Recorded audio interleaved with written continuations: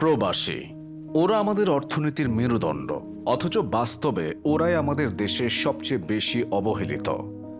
একজন মানুষ যখন পরিবারের মুখে হাসি ফোটাতে হাজার হাজার মাইল দূরে পাড়ি জমান, তখন শুরু হয় তার নীরব যুদ্ধ।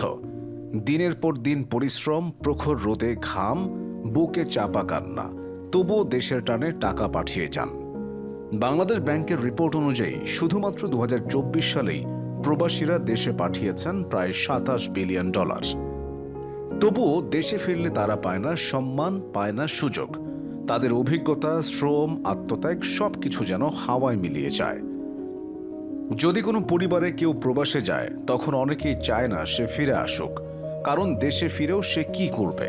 কোনো প্ল্যাটফর্ম নেই ব্যবসার সহায়তা বা পরিকল্পনা। প্রবাসে থেকেই কেউ যদি চায় দেশে একটা ছোট্ট ব্যবসা করুক, তাও সম্ভব নয়।